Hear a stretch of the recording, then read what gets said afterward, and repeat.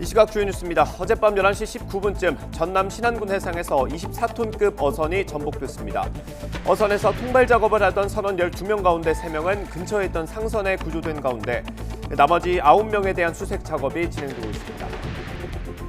미국 정부가 자국 영국에서 발견된 중국 정찰 풍선을 동부 캐롤라이나 해안 상공에서 격추했습니다. 미국 정부는 앞서 안전을 위해 동해안 공항 3곳에 항공기 이착륙을 중단시켰습니다. 민주당이 6년 만에 정권 규탄을 위한 대규모 장외투쟁에 나섰습니다. 이재명 대표는 집회에서 자신은 짓밟아도 민생을 짓밟지는 말라며 강하게 경고했지만 국민의힘은 민주당이 민생을 포기하고 국정을 발목 잡고 있다고 비난했습니다.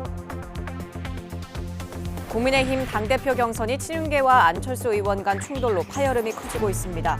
김기현 의원이 출마를 포기한 나경원 전 의원에게 연대를 제안한 데 대해 학폭 가해자 행태라는 비난이 나오는 등 격한 공방이 오갔습니다. 이태원 참사 발생 100일을 맞아 유가족과 시민단체들이 서울 도심에서 대규모 추모 대회를 열었습니다. 시청 앞 분향소 설치 문제로 유가족과 경찰 사이에 물리적인 충돌이 빚어지기도 했습니다.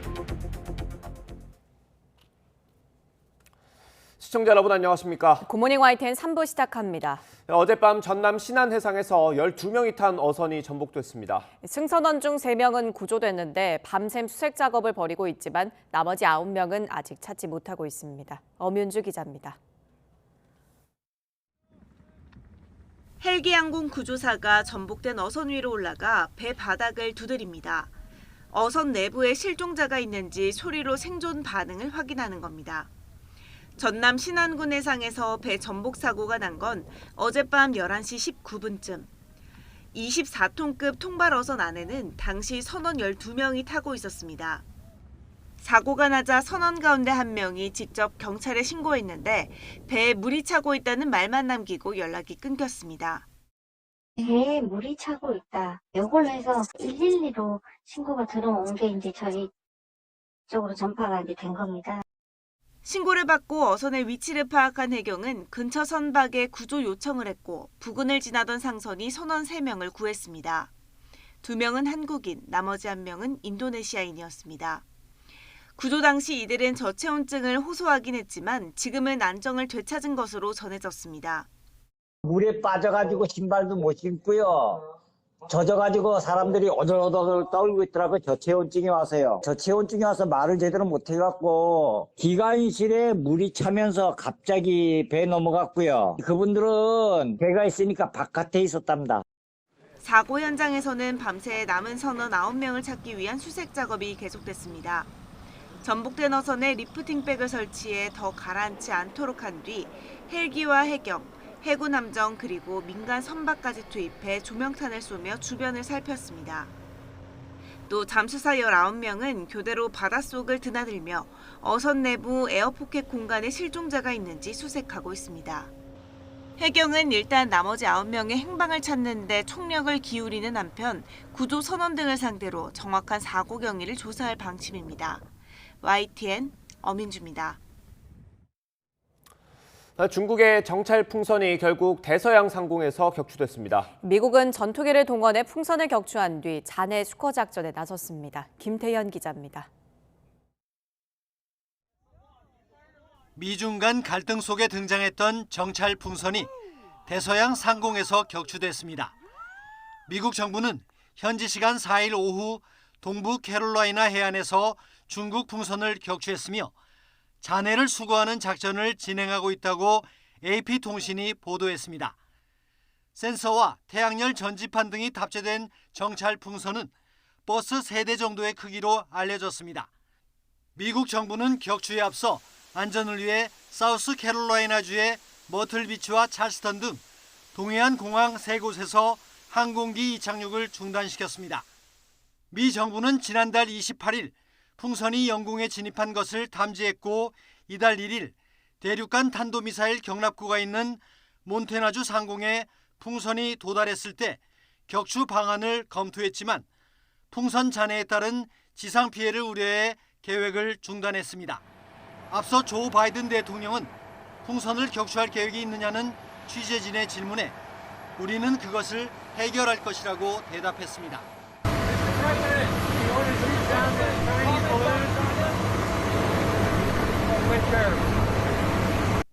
토니 블링컨 국무장관이 중국 방문 계획을 전격 취소한 가운데 미 국방부는 풍선이 당장 안보에 위협이 되지 않는다는 입장이었습니다. 그러나 미국 공화당과 민주당 일부 의원들은 정부 대응이 안이하다고 성토하며 당장 격추하라고 요구해 왔습니다.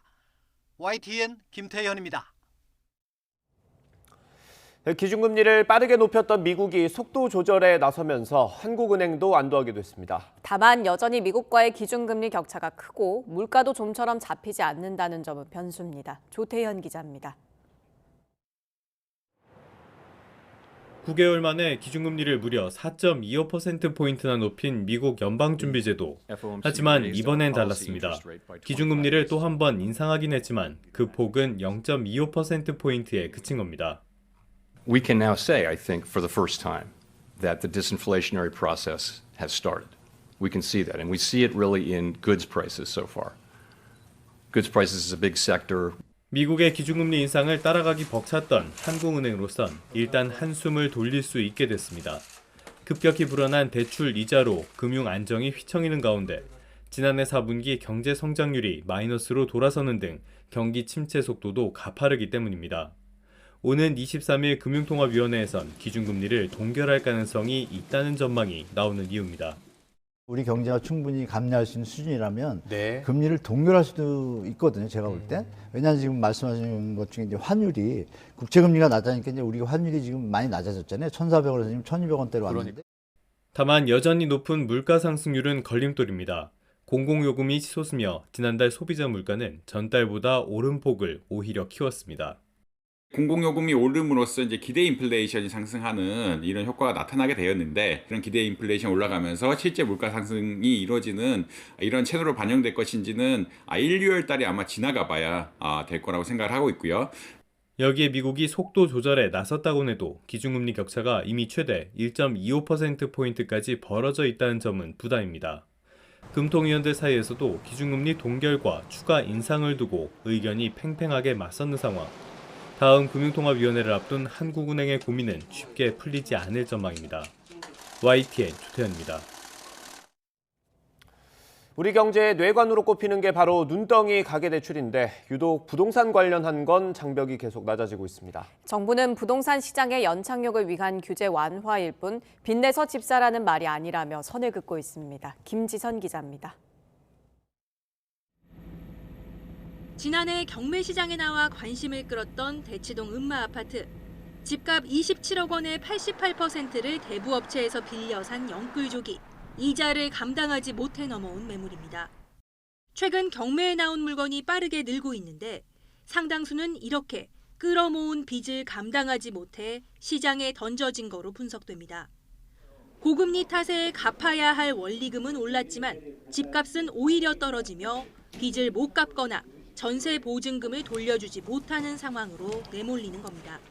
연이은 기준금리 상승으로 인해서 이자 부담이 증가하면서 임의 경매 신청 건수가 많이 증가를 했고요. 그다음에 집값이 하락하면서 깡통 전세 문제가 불거지면서 강제 경매 건수도 증가하는 추세입니다. 대출 상환이 제때 이루어지지 않아 경매 시장에 매물이 쏟아지면 부동산 시장 악화를 부추기고 나아가 금융시장으로 전이될 수도 있습니다. 정부가 유독 부동산 관련 대출 장벽을 낮추는 이유입니다. 최근 금융당국은 영끌족의 원금 상환을 유예해준 데 이어 규제 지역 내 다주택자 주택담보대출도 풀었습니다. 남은 건 소득에 따라 대출 금액을 제한하는 총부채 원리금 상환 비율 DSR 규제인데 이마저도 하나둘 예외가 생겨나고 있습니다. 소득 제한이 없는 특례 보금자리론에 이어 주택담보대출을 갈아탈 때 기존 DSR을 적용해 주는 게 대표적입니다. 이렇게 되면 돈을 빌린 시점보다 갚아야 할 이자가 늘어나면서 대출 가능 금액이 줄었어도 기존 대출금을 그대로 빌릴 수 있습니다. 결국 DSR까지 완화하면서 빚을 내 집을 사라는 것 아니냐는 지적에 정부는 선을 그었습니다. 생계하고 너무나 밀접한 어떤 대출이라든가 이제 이런 거는 저희가 사실 일부러 조금씩 빼놓고 있지만 그거는 오히려 예외적인 상황이고 뭐 DSR 규제 완화의 어떤 흐름 속에서 이루어지는 건 아니다라고 말씀을 좀 드리고. 자칫 대출 고삐가 풀리면 또다시 영끌을 부추길 수 있다는 우려도 나오는 가운데 정부가 시장 안정을 위해 내놓은 대책이 얼마나 효과를 거둘지 주목됩니다. YTN 김지선입니다. 티웨이 항공 전산 시스템이 어제 저녁 일제히 다운되면서 국내선과 국제선 모든 노선의 운항이 1시간 반 넘게 차질을 빚었습니다. 한국공항공사는 어제 저녁 6시쯤부터 7시 반까지 1시간 반 정도 티웨이 항공에서 전산 오류가 발생했다고 밝혔습니다. 국내뿐 아니라 해외까지 티웨이 항공 모든 지점 전산이 멈추면서 제주에서 김포, 대구, 광주 등으로 가는 국내선과 비엔티엔과 다낭, 방콕으로 가는 국제선 등 모든 노선의 출발이 늦어져 승객들의 항의가 이어졌습니다. 티웨이 항공 관계자는 원인을 알 수 없는 전산 오류가 발생했고 수기로 탑승 절차를 진행하느라 항공기 출발이 지연됐다면서 현재는 정상 복구됐다고 밝혔습니다. 서울광장에 분향소를 기습 설치한 이태원 참사 유가족 측이 유가족들의 몸을 천막 설치를 두고 경찰, 서울시와 또 한 번 충돌했습니다.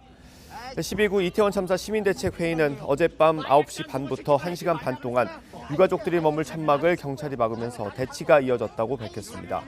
그러면서 경찰과 서울시의 저지로 결국 천막을 설치하지 못해 유가족들이 쉴 수 있는 공간을 마련하지 못했다고 설명했습니다.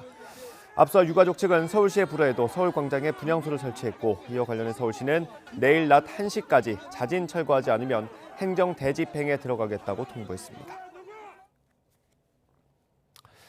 이태원 참사가 어느새 100일이 흘렀습니다. 계절 하나가 또 바뀌어가지만 현장에는 그 흔적이 고스란히 남았습니다.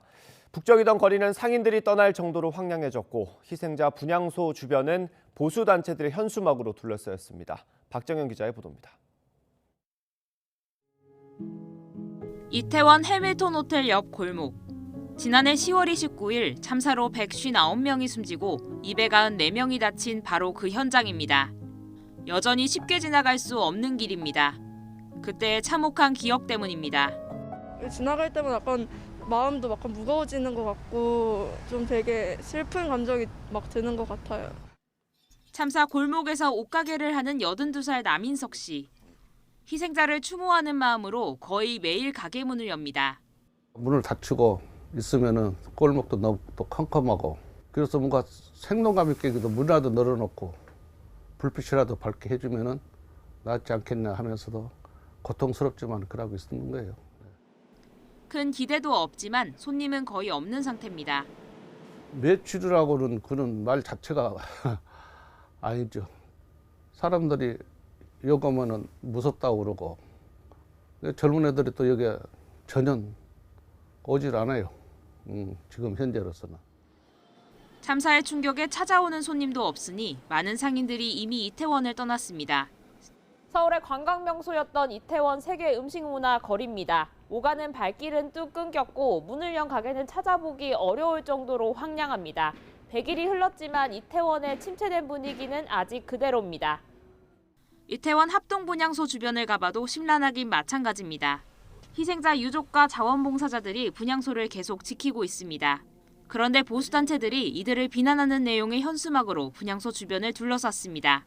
분향소 도우미로서 오는 저희 입장도 참 많이 상처가 받기도 하지만 이런 것들이 아니라 뭔가 진짜 시민들의 어떤 진심 어린 말들이 좀 더 같이 함께 했으면 좋겠습니다. 지금의 분향소는 제대로 된 추모 공간과는 거리가 있어 보입니다. 애도하는 마음을 가지고 안전하게 더 이 공간을 만들어 나가야 된다고 생각하는 동시에 이 공간을 무조건 죽음의 공간이나 슬픔의 공간으로만 기억하진 않았으면 좋겠다는 생각을 합니다.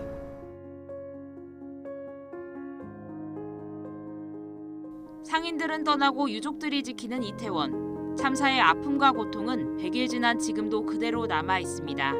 YTN 박정현입니다.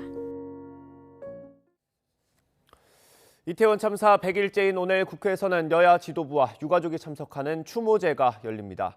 이태원 참사 국정조사 특별위원회가 주최하는 국회 추모제에는 김진표 국회의장과 국민의힘 정진석 비대위원장, 더불어민주당 이재명 대표 등 여야 지도부가 참석해서 추도사를 할 예정입니다. 이어 유가족 발언과 함께 참석자들의 국회 다짐 낭독과 헌화 등의 일정이 예정돼 있습니다. 쌍방울그룹의 대북 송금 의혹을 수사하는 검찰이 김성태 전 회장을 재판에 넘겼습니다. 수원지방검찰청은 외국환거래법 위반과 횡령 배임, 뇌물공여 등의 혐의로 김 전 회장을 구속 기소했습니다. 김 전 회장은 지난 2019년 1월부터 12월까지 경기도의 북한 스마트팜 지원 사업 비용과 더불어민주당 이재명 대표의 방북 성사 목적 등으로 당국의 허가 없이 외화 800여만 달러를 중국으로 가져가 북측에 건넨 혐의를 받고 있습니다. 검찰은 이 대표와 4차례에 걸쳐서 통화했다는 김 전 회장의 진술을 바탕으로 대북 송금 과정에서 대가성이 있었는지, 이 대표가 이걸 알고 있었는지 추가로 수사할 방침입니다. 민주당이 서울 시내에서 장애 집회를 열었습니다. 여기서 이재명 대표는 자신은 짓밟아도 민생을 짓밟지는 말라면서 윤석열 정부를 강하게 규탄했습니다. 국민의힘은 이재명 방탄을 위한 민생 포기 투쟁, 국정 발목 잡기 대회라고 비난했습니다. 정현우 기자의 보도입니다. 이재명 대표와 함께 민주당 지도부, 소속 의원, 그리고 민주당 지지자들이 서울 숭례문 일대를 가득 메웠습니다. 지난 2016년 박근혜 정권 퇴진 촉구 집회 이후 6년 만에 대규모 장애투쟁에 나선 겁니다. 검찰 독재 규탄한다. 민주말살 중단하라. 중단하라. 중단하라. 연단에선 이 대표는 자신을 향한 전방위적인 검찰 수사를 겨냥해 국민의 처절한 심판이 있을 것이라며 20분가량 작심 발언을 이어갔습니다. 특히 정치 보복에 국가 역량이 낭비돼 대한민국 민주주의가 추락하고 있다며 자신은 짓밟아도 민생만큼은 짓밟지 말라고 목소리를 높였습니다. 국가 요직을 차지하고 본인의 총칼 대신에 검사들의 영장이 국민을 위협하고 있습니다. 이재명을 짓밟아도 민생을 짓밟지는 마십시오. 민주당은 이상민 행정안전부 장관 탄핵소추안과 김건희 여사 주가 조작 의혹 특검을 2월 임시국회 내에 반드시 관철하겠다며 대대적인 대여투쟁을 예고했습니다. 이재명 대표를 중심으로 똘똘 뭉쳐서 서로 손만 잡고 이 경기를 이겨내고 국민 중심에서 민주주의와 민생 권한을 반드시 지켜냅시다. 국민의힘은 어처구니 없는 광분, 이성상실, 범죄 공동체라는 격한 표현을 써가며 맹공을 퍼부었습니다. 이재명 방탄을 위해 민생을 포기하고 국정 발목 잡기에 나서서 국민 갈라치기를 하고 있다는 겁니다. 윤석열 정부를 뒤집겠다는 더불어민주당의 어처구니 없는 광분에 국민들의 속만 뒤집어졌습니다. 길거리를 덮은 파란색이 국민들 눈에는 검은색으로 보인다는. 일각에선 이 대표가 대장동 특혜 의혹, 검찰 추가 소환 조사를 앞두고 단일 대우 다지기에 집중하고 있다는 해석도 나옵니다. 하지만 장애투쟁을 바라보는 당내 비명계의 곱지 않은 시각에 의도했던 결속 효과를 거둘 수 있을지는 미지수입니다. YTN 정현우입니다. 국민의힘 당대표 경선 레이스는 초반부터 시끄럽습니다. 이른바 친윤계와 안철수 의원 사이 충돌이 커지는 가운데 김기현 의원은 나경원 전 의원을 만난 걸 공개했습니다. 이걸 놓고 학폭 가해자라는 말까지 나왔습니다. 권남기 기자가 보도합니다. 전당대회에 불출마한 나경원 전 의원의 지지세가 안철수 의원 쪽으로 몰렸다는 분석이 잇따라 나오자 김기현 의원은 나 전 의원을 직접 찾아가 경선 연대를 제안하며 초반 승부수를 띄웠습니다. 20년 동안 정치 활동을 같이 해왔던 뿌리를 같이 하는 동지이기 때문에 옛날 얘기까지 포함해서 많은 얘기들을 나눴습니다. 다만 나 전 의원은 영원한 당원으로서의 역할을 좀 더 숙고해보겠다며 원론적인 답변을 한 것으로 전해졌습니다. 이에 경쟁 주자들은 곱지 않은 시각을 드러냈습니다.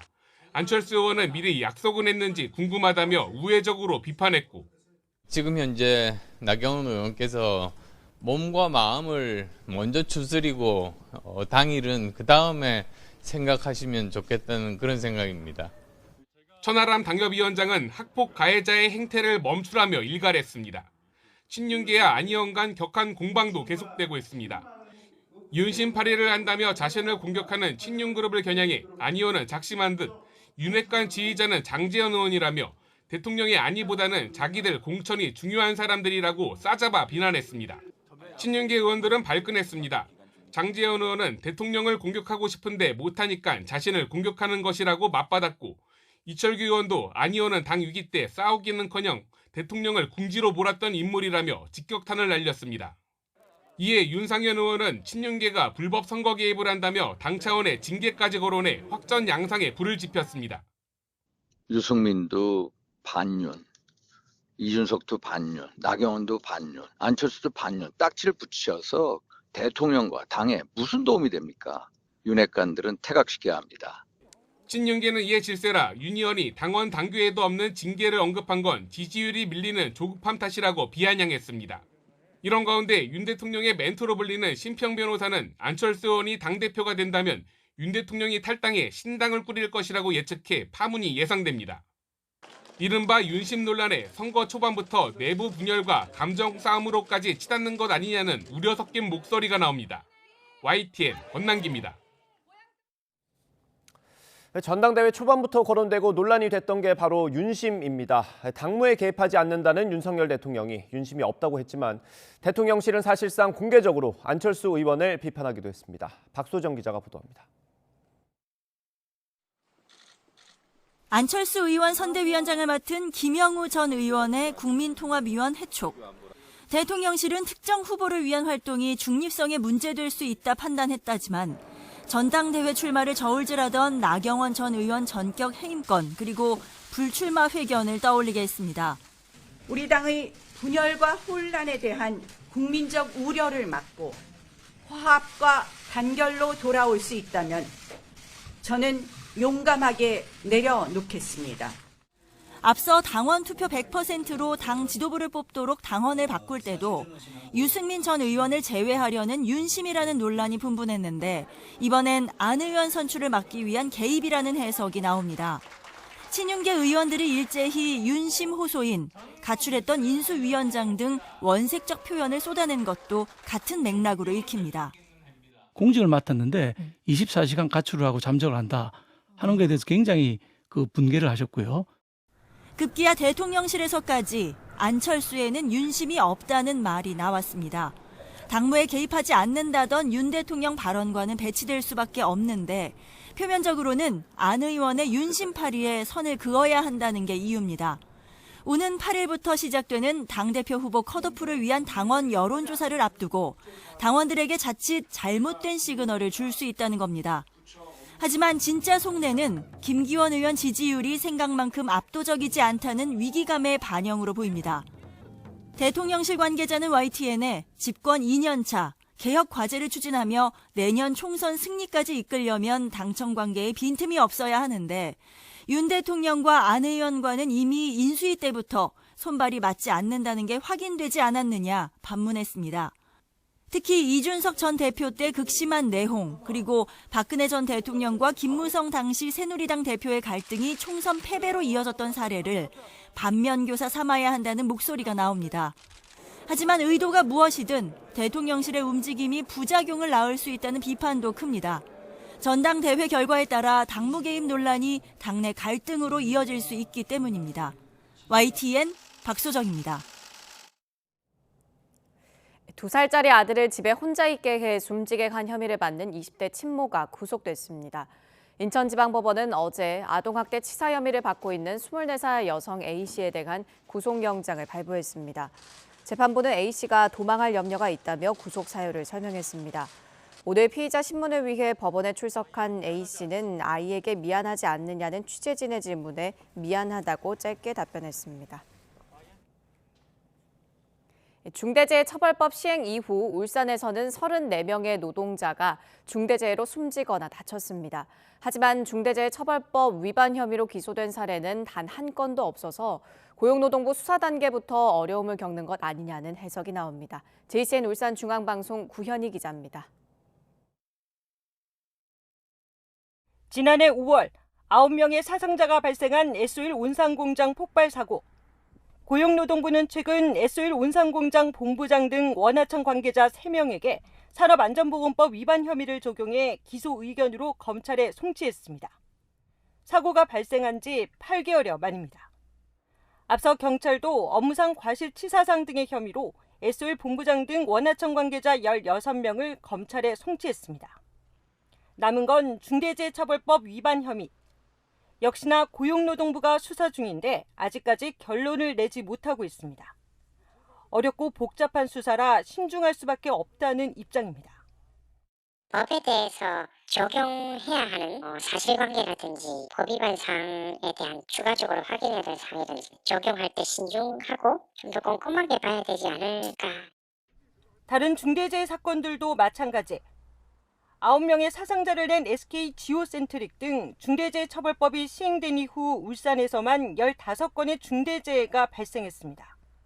이 중 25명의 사상자를 낸 7건이 중대재해처벌법 적용 대상인데 검찰에 송치된 건 단 한 건뿐.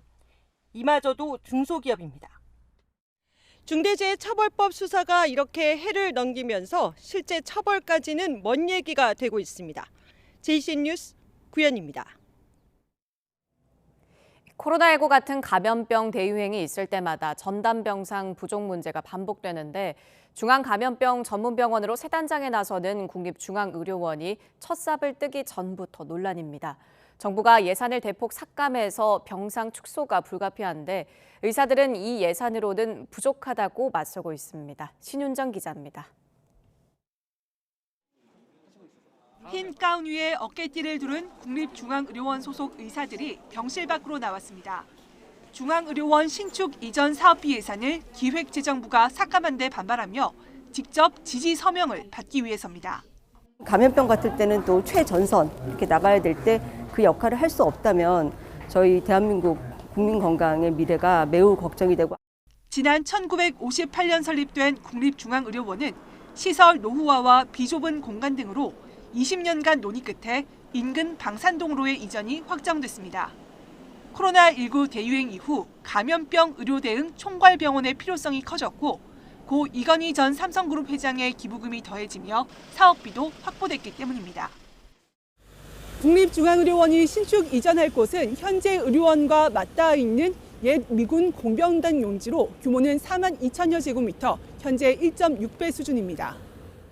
본원 이전과 함께 중앙감염병 전문병원 134병상이 새로 지어지는 등 모두 760병상 규모의 사업비 1조 7천억 원이 확정됐습니다.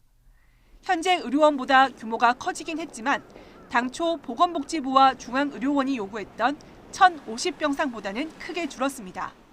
기재부는 같은 진료권 안에 종합병원이 15개나 있어 병상이 초과 공급되는 데다 중앙의료원의 낮은 병상 이용률 등을 고려했다고 설명했습니다. 그러나 중앙의료원 의사들은 메르스와 코로나19 등 감염병 대유행 때마다 기존 입원 환자를 내보내고 감염병에 대응하도록 한 정부가 낮은 병상 이용률을 이유로 든 건 말이 안 된다고 지적했습니다. 또 앞으로 닥칠 감염병에 대응하려면 축소한 예산과 규모, 인력으로는 턱없이 부족하다는 주장입니다. 국가적 미춘적 의료 대응의 중추적 기능과 최후의 보류 기관 기능을 제대로 수행하기 위해서는 정부의 적정 투자가 반드시 필요합니다. 복지부는 사업 추진 과정에서 총 사업비 재조정과 병상 확대를 기재부와 계속 협의해 나가겠다고 밝혔습니다. 감염병 유행 대응은 물론 국가 공공의료기관으로 핵심 역할을 할 수 있는 규모와 질을 모두 확보할 수 있을지 주목됩니다. YTN 신윤정입니다. 국민연금 개혁 논의가 속도를 내고 있습니다. 너도 나도 개혁의 필요성엔 공감하면서도 보험료율은 정작 20년 넘게 단 1%도 움직이지 못했는데 이번엔 분위기가 조금 다르다는 분석입니다. 기정훈 기자입니다. 2041년 적자 전환, 2055년 기금 고갈. 현재의 국민연금 제도를 손대지 않고 그대로 뒀을 때 벌어질 일입니다.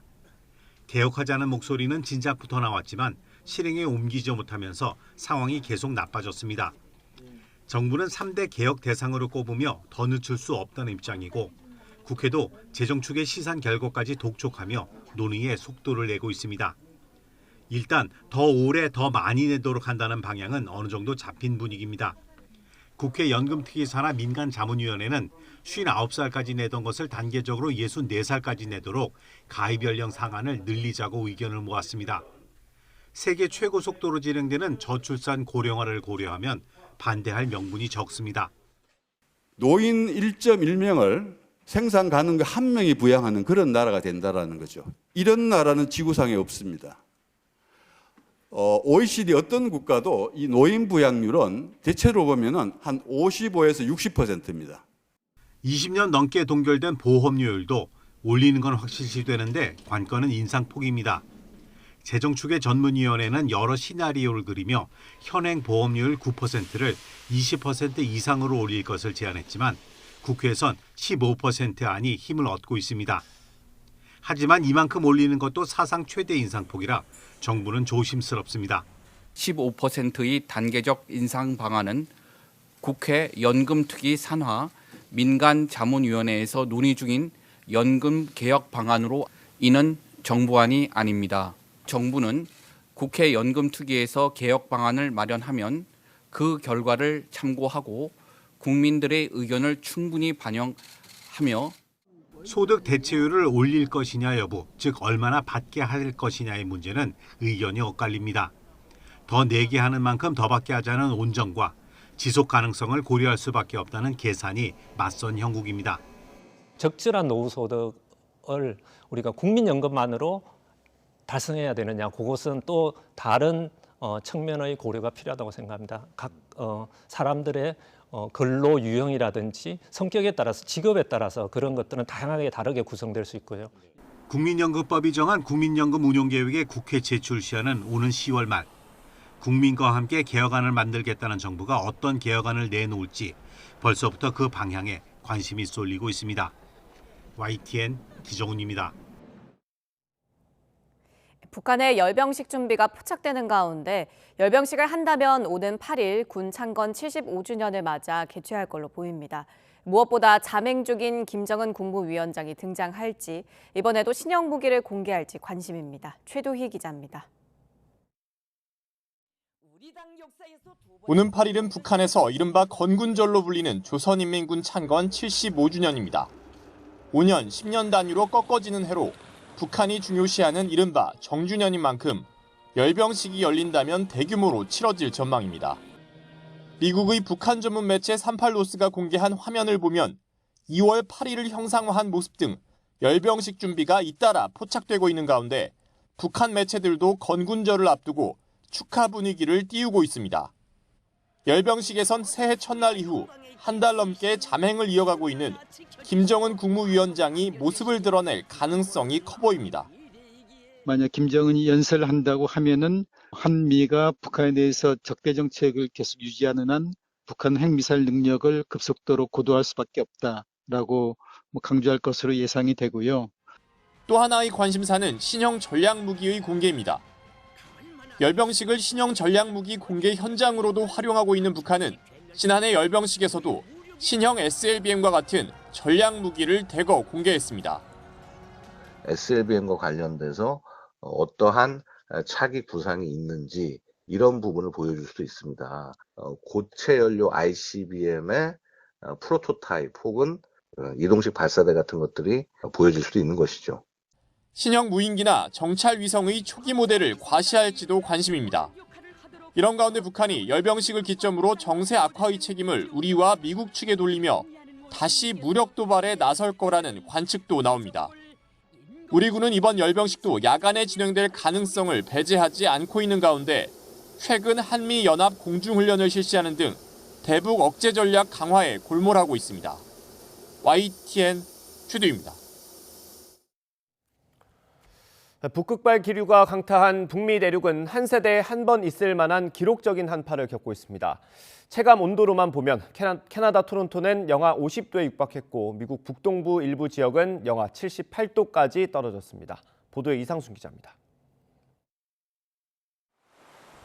미국 매사추세츠의 해변 도시 락포트 앞바다에 안개가 자욱합니다. 북극발 냉기류가 가라앉고 있는 겁니다. 현지 시간 4일 내내 한파특보가 발효된 이곳의 체감기온은 영하 40도에 이르렀습니다.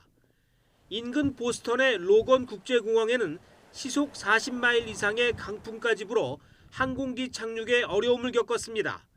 시카고의 미시간 호숫가에는 팬케이크 모양의 얼음덩어리 행렬이 생겼습니다. 북극의 바람과 파도가 살얼음을 조각내고 둥글게 모으면서 만들어진 혹한의 풍경입니다. 같은 북동부 지역 뉴햄프셔주에선 역대 최저의 체감 온도가 기록됐습니다. 영국 BBC는 현지 시간 3일 밤 돌풍이 불어닥친 뉴햄프셔주 워싱턴산의 풍속 냉각 온도가 영하 78도를 기록했다고 보도했습니다. 이날 저녁 8시 워싱턴산 정상의 실제 온도는 영하 46도까지 떨어졌는데 이 또한 역대 최저 기온이라고 미국 국립기상청은 전했습니다. 캐나다 퀘벡주를 비롯한 일부 동부 지역과 미국 메인주도 1980년대 이후 가장 낮은 체감 온도가 기록될 것으로 전망됩니다. 미국 국립기상청은 북극발 기습 한파는 대부분 지역에서 주말을 기점으로 누그러져 일요일에는 영상권을 회복할 것으로 내다봤습니다. YTN 이상순입니다. 미국에서 최근 총기 난사 사건이 잇따랐습니다. 희생자 대부분이 아시아계로 밝혀지면서 우리 교민들의 불안감은 커질 수밖에 없습니다. 그런데 총기 규제를 두고선 교민 사회 안에서도 엇갈린 의견이 나오고 있습니다. 김은경 리포터가 전해드립니다. 희생자들의 사진이 걸린 곳에 꽃을 든 추모객들의 발길이 이어집니다. LA 인근 몬터레이 파크의 총기 난사 현장입니다. 이 총격으로 10명이 넘는 아시아계 주민이 희생됐습니다. 총기 난사가 발생한 댄스 교습소 앞입니다. 시민들은 당시 충격에서 여전히 헤어나오지 못하고 있습니다.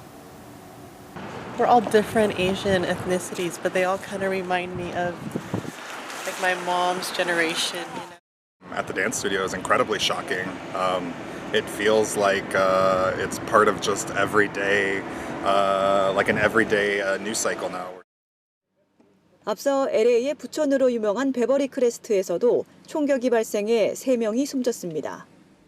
지난 한 달간 캘리포니아주에서만 이런 대형 총기 난사 사건이 불과 며칠 간격으로 여러 차례 벌어졌습니다. 같은 기간 미국 전역에서는 수십 차례 총기 난사가 이어졌습니다. 이처럼 총기 난사 사건이 다시 고개를 들면서 미국이 몸살을 앓고 있습니다. 미국에서 한 해 총기 난사로 사망한 건수는 인구 10만 명당 4건, 세계 1위입니다. 조 바이든 대통령은 공격용 무기 소지를 금지하는 법안 통과를 촉구하며 총기 규제 강화 의지를 거듭 밝혔습니다.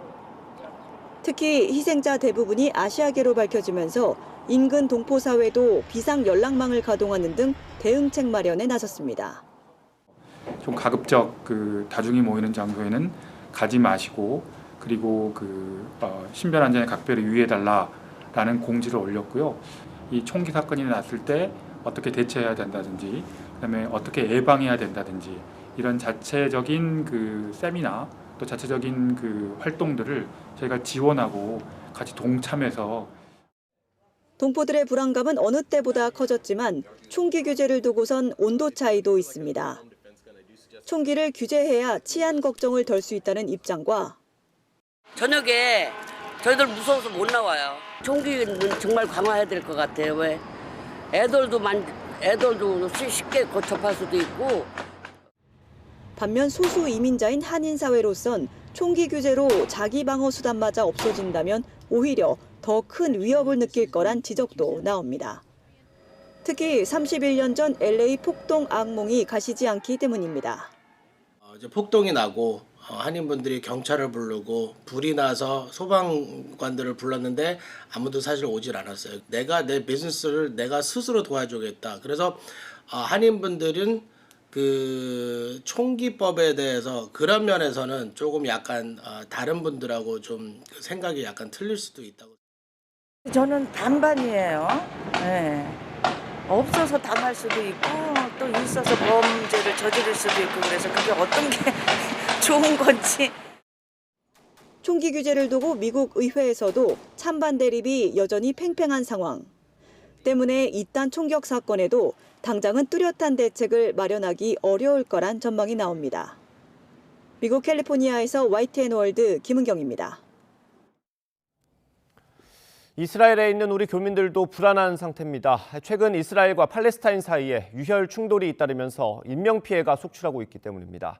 현지 한국 대사관은 신변 안전에 유의해달라고 당부했습니다. 명형주 리포터가 전해드립니다. 이스라엘 예루살렘에 거주하는 데이빗 박 씨는 최근 자녀들이 등교할 때마다 거듭 주의를 당부하고 있습니다. 가방이라든가 뭔가 수상한 물건들이 있으면 당연히 이제 아이들이 좀 특별히 지금은 힘든 상황이니까 좀 잘 분별해서 피하도록 주의하라고 얘기를 하고 있습니다. 다른 동포들 역시 어느 때보다 크게 긴장하고 있습니다.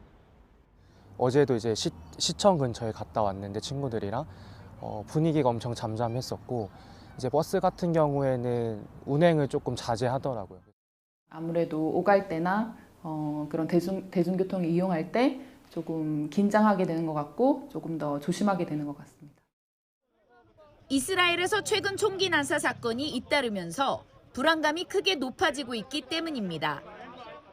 지난달 27일 동예루살렘 유대회당에서 팔레스타인 청년이 권총을 마구 쏴 7명이 숨진 데 이어 바로 이튿날에도 팔레스타인 소년의 총격으로 이스라엘인 2명이 다쳤습니다.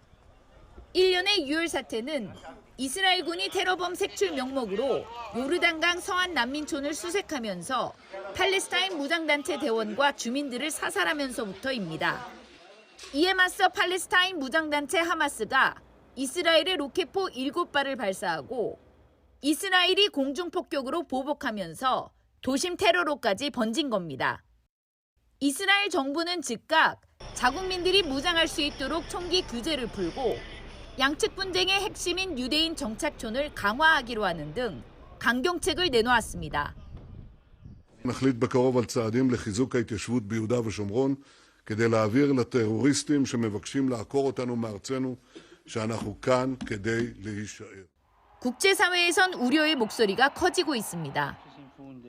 교황은 무력 충돌을 규탄하며 평화 모색을 촉구했고 토니 블링컨 미 국무부 장관은 양측에 긴장 완화를 위한 긴급 조치를 역설했습니다. 하지만 역대 이스라엘 정부 중 극우 성향이 가장 강한 네타냐후 정권이 강경 노선에서 벗어나기는 쉽지 않을 거라는 전망이 우세합니다.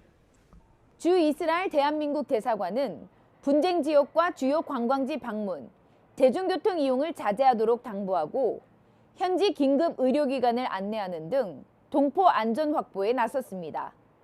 이스라엘 예루살렘에서 YTN 월드 명영주입니다.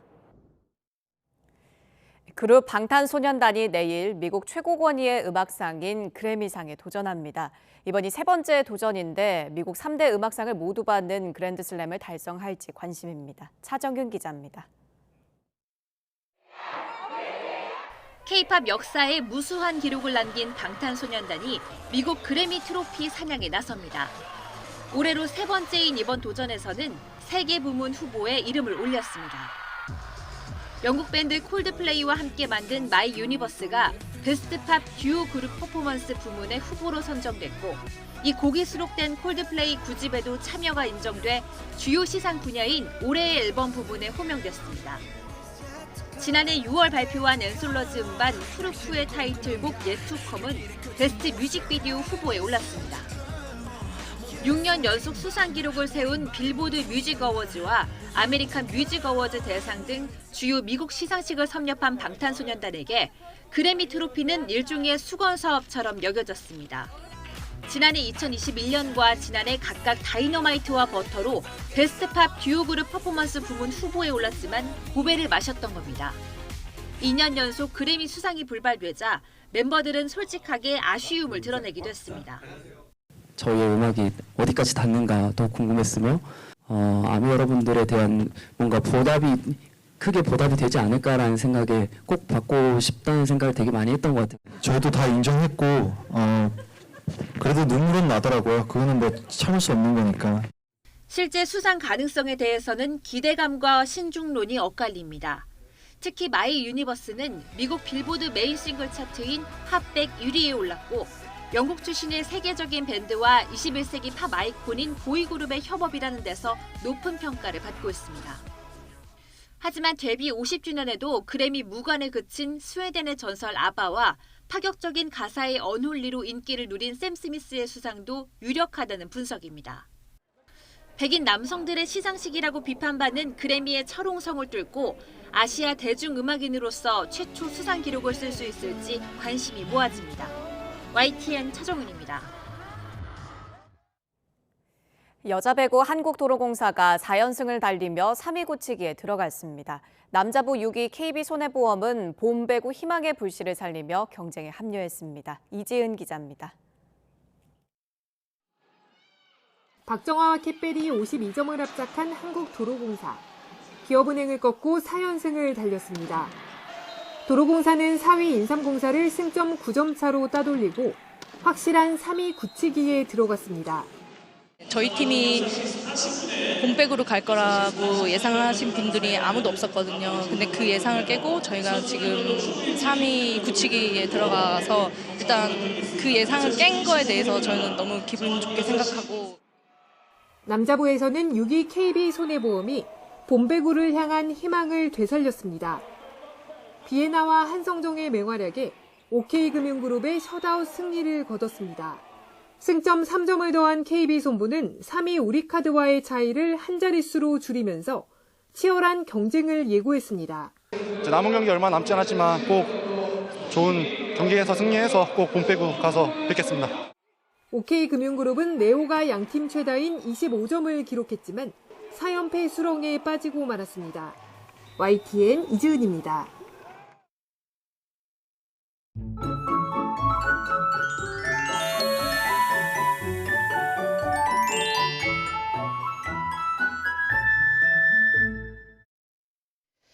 정월 대보름인 오늘 대부분 지방에서 둥근 보름달 볼 수 있겠습니다. 올해 대보름달은 미니문인데요. 오후 5시 13분에 강릉을 시작으로 서울 5시 21분쯤 달이 떠오르겠습니다.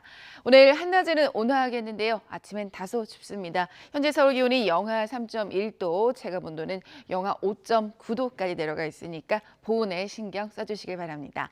온화한 서풍이 불면서 서쪽 지방과 대구는 종일 공기가 탁하겠고요. 경북은 오전에, 영서는 밤에 일시적으로 나쁨 단계 예상됩니다. 동쪽 지방은 건조한 날씨 이어지고 있습니다. 정월 대보름 행사하실 때 화재 나지 않도록 불 조심해 주시길 바랍니다. 현재 기온 살펴봅니다. 춘천이 영하 8.7도고요. 낮 기온 살펴보면 서울이 7도, 청주와 대전이 9도, 광주 11도, 부산 10도로 예상됩니다. 화요일에는 서울의 낮 기온이 10도까지 올라서 초봄처럼 따뜻하겠습니다. 날씨였습니다. 이상으로 굿모닝 YTN 모두 마치겠습니다. 잠시 후 YTN 뉴스와이드가 이어집니다. 시청해주신 여러분 고맙습니다.